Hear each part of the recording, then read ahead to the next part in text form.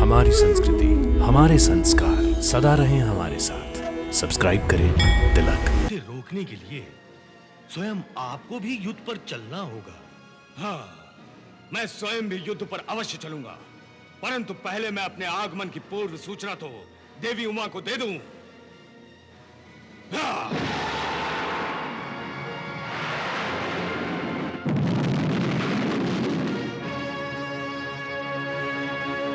असुरों से शत्रुता करने का परिणाम कितना भयंकर होता है, ये देवी उमा भी जान जाएगी। प्राणहंता, आज्ञा सुरेश्वर। तुम भी अपनी सेना को चलने का आदेश दो। देवी देवताओं के मामले में मैं कोई खतरा मोल लेना नहीं चाहता। छल कपट से काम लेने वाले ये लोग कहीं फिर कोई चाल न चल जाएं।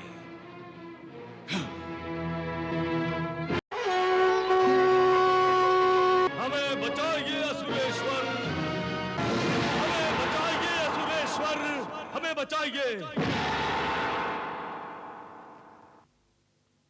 हे असुरेश्वर, बड़ा अनर्थ हो गया। क्या हो गया शीर्षासुर? तुम अकेले ही क्यों लौट आए? बड़ी मुश्किल से जान बचाकर आया हूँ। हे असुरेश्वर, मेरी और कबंध की मृत्यु का रहस्य देवी उमा को पता चल गया है। देवी उमा? हाँ, देवी उमा बड़ी भयंकर देवी है। उसके पास अनेक विनाशक शक्तियां हैं, जिन्हें प्रकट करके वो देवी गंगा की रक्षा कर रही है। अच्छा, तो ये बात है। मुझे तो पहले शक था कि आखिर देवी गंगा जैसी दयालु देवी ने वृषासुर का वध कैसे कर दिया, पर यह बात समझ में नहीं आई कि देवी उमा को शीर्षासुर और कबंध की मृत्यु के रहस्य का ज्ञान कहां से हो गया। असुरेश्वर, जिस देवी के पास अनेक भयंकर शक्तियां हों, उसके पास दिव्य ज्ञान भी अवश्य होगा। इसीलिए महाराज, दिव्य शक्तियों के आगे हमारे शक्तिशाली असुर भी कमजोर पड़ रहे हैं। तुम ठीक कह रहे हो। देवी उमा की शक्तियां हमारे असुरों को परास्त कर सकती हैं, परंतु मेरे पास जो शक्ति है उसका उत्तर कोई नहीं दे सकता, देवी उमा भी नहीं। तुमने देखा तो है, स्वयं देवता भी मेरी शक्ति को देखकर कैसे भाग गए। वो तो भाग गए, पर देवी उमा तो हमारे असुरों को मार भगा रही है। अब उसे रोकने के लिए स्वयं आपको भी युद्ध पर चलना होगा। हाँ, मैं स्वयं भी युद्ध पर अवश्य चलूंगा, परंतु पहले मैं अपने आगमन की पूर्व सूचना तो देवी उमा को दे दूं। हाँ।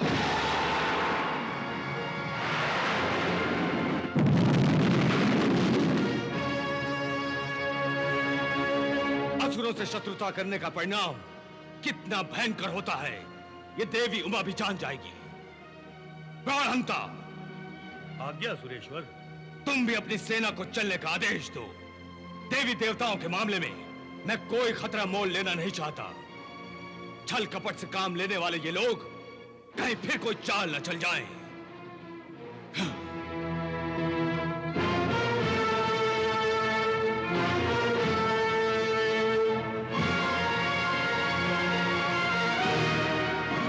अंधकासुर क्षमा के योग्य नहीं है दीदी।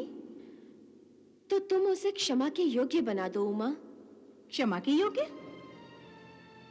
दीदी, प्राणी का अपने किए पर पश्चाताप उसे क्षमा के योग्य बनाता है, और जिनका अहंकार ही नष्ट ना हुआ हो उसे न पश्चाताप होगा और ना ही वो क्षमा का पात्र बन सकेगा। उमा, अंधकासुर अज्ञानी है। अज्ञानी? हाँ उमा, अज्ञान के अंधेरे में अंधकासुर किसी अंधे की भांति भटक रहा है। वो नहीं जानता कि निर्माण करने में जो आनंद है वो विनाश करने में नहीं मिलता। परंतु दीदी, अंधकासुर जैसी असुरी प्रवृत्तियां निर्माण में नहीं बल्कि विनाश में ही आनंद लेती हैं। इसीलिए उन्हें पता तक नहीं चल रहा कि वो स्वयं अपने विनाश की ओर बढ़ रहे हैं।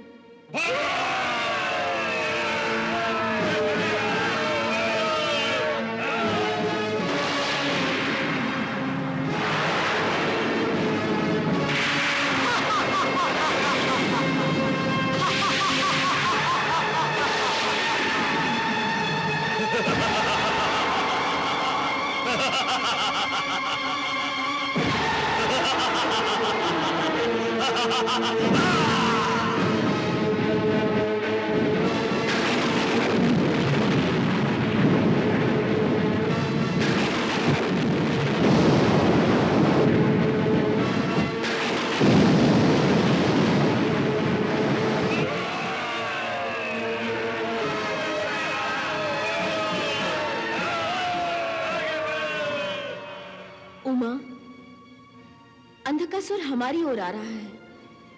हमारी ओर नहीं, अपनी मृत्यु की ओर आ रहा है। परंतु उमा, उन्हें बदलने का एक अवसर तो दो। इसका कोई लाभ नहीं होगा दीदी। जिस प्रकार दीपक के जलते ही पतंगे उस पर मंडराने लगते हैं और जल जलकर मरते रहते हैं, ये देखते हुए भी दूसरे पतंगे फिर दीपक की लौ से जूझने लगते हैं और मृत्यु को गले लगाए बिना पीछे नहीं हटते। ऐसे ही ये असुर भी हैं। देवताओं से तब तक लड़ते रहेंगे जब तक व्यर्थ ही अपने प्राण गंवा नहीं देते।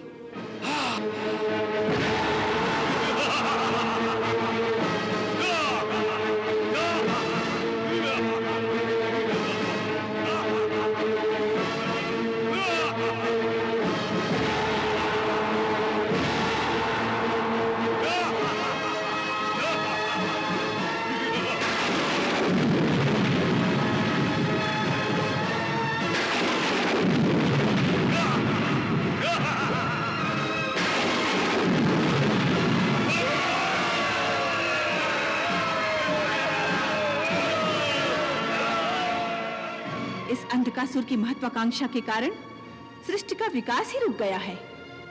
अंधकासुर ने त्रिलोक के संतुलन को बिगाड़ कर रख दिया है। इसलिए त्रिलोक के हित में अंधकासुर को मृत्यु के घाट उतारना ही होगा। कोई और उपाय नहीं हो सकता? यदि कोई और उपाय होता तो भोलेनाथ मुझे असुरों के विरुद्ध अपनी शक्तियों के प्रयोग करने की आज्ञा क्यों देते?